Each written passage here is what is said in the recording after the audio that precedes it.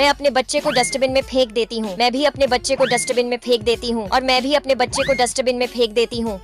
ओए पागल लड़कियों, तुमने अपने बच्चों को डस्टबिन में क्यों फेंका? ये हमारे बच्चों के रूप में राक्षस हैं। रुको, मैं अभी चेक करता हूँ। रोबोट बेटा जल्दी आके चेक करो।